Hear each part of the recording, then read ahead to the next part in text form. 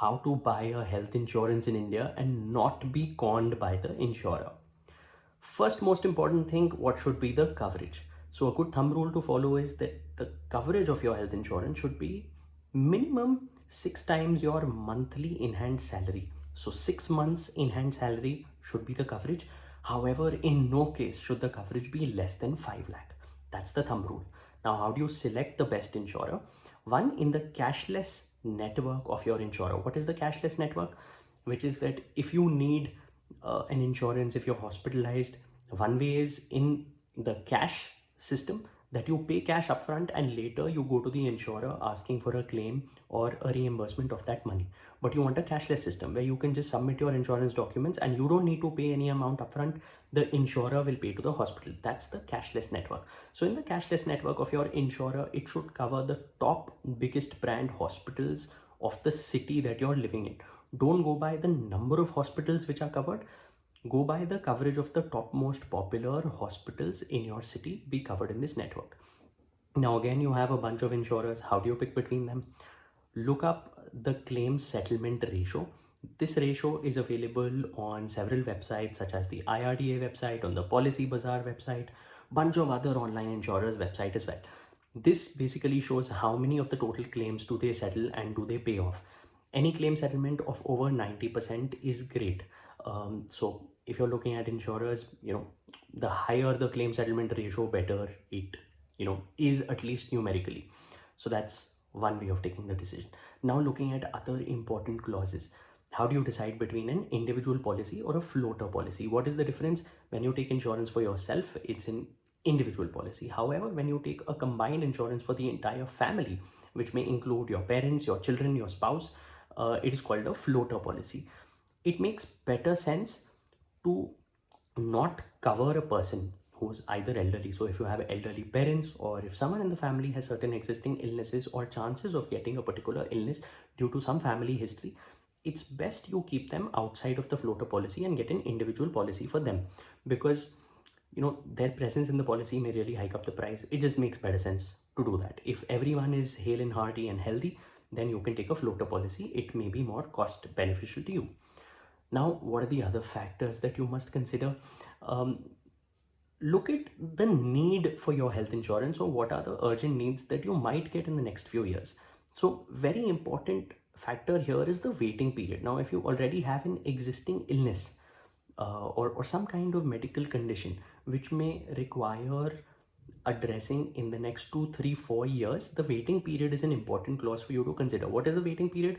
When you buy a health insurance for say 2 years or 3 years or 4 years, whatever is the waiting period, they do not cover those particular list of illnesses which are mentioned. So you need to ensure that you have none of these illnesses present, that you may need the health insurance claim in the next few years in the waiting period, or you do not have chances of this. So that's one kind of need. You need to ensure that daycare procedures are covered in your health insurance. Daycare procedures are those for which you don't require to stay overnight at the hospital. So cataract surgery, a bunch of other dental issues and all may get resolved in one day by just an outpatient team, or even if you need to go to the operation theater, you may be discharged in 2, 3, 4 hours. So daycare procedure should be covered. A bunch of policies do not cover daycare procedures. Then if the lady of the house needs any maternity related benefits in the next 2, 3 years, if there are any maternity or childcare needs, ensure that that is covered. In cheaper policies, that may also be left out. Plus, if there are any critical illnesses, now God forbid, but if there is a history of cancer in your family, you may want to consider taking a critical illness coverage also. What does a critical illness coverage do? It basically does not require you to submit all these bills of the hospital, of medicines and whatever you're buying. Instead, they say on the diagnosis, as soon as it is diagnosed, we will give you the amount, which may be 20 lakhs, 25 lakhs, 30 lakhs, depending on the coverage that you're purchasing. It may make financial sense and you should compare it. You may want to buy a critical insurance, like critical illness coverage, with a life insurance policy separately instead of clubbing it with your medical insurance. That may turn out to be cheaper. So explore that option as well. Now, apart from this, there is room rate, which is a very important factor driving up the prices. So in a lot of policies, they will say that if your coverage is say um, 3 lakh or 5 lakh, only 1% or 2% of the total coverage can be taken as room rent per day, which means for a 3 lakh policy, 1% comes to 3,000. So they will say we will not cover your room rate of beyond 3,000 per day. However, if you are living in a metro city and knowing the hospitals around, the room rate may be much higher. So ensure that the room rate in your city is at least covered in the policy. This is essential for a second reason as well, which is a lot of times these policies would say that the other expenses of hospitalization will be reimbursed in the same proportion as reimbursement of the room rate, which means if your room rate is 6,000 and the policy reimburses only 3,000 or covers only 3,000, which is 50%. So other hospitalization expenses will also be covered only to the extent of 50%. So this is a very, very, very important clause to understand. Also look up the co-payment clause, which says that the person who's ill will have to pay at least 30%, 40% of the total expenses. So ideally go for a no co-payment or a very low co-payment. You should also ensure that the pre-hospitalization and post-hospitalization expenses are also covered. A standard is 30 days before hospitalization or 60 days after hospitalization. The expenses that you incur on tests, on medicines, all those things on submission of bills are covered. However, the higher the period is for certain, God forbid, critical illnesses, you may want a 60 or 90-day pre-hospitalization and you may want like a 180-day post-hospitalization. This also impacts the price, so you may consider this. Other clauses to understand: there is a no claim bonus, which means that if you've not been claiming the policy in the future years, it may really reduce your price or give you a higher coverage. You may want to consider that.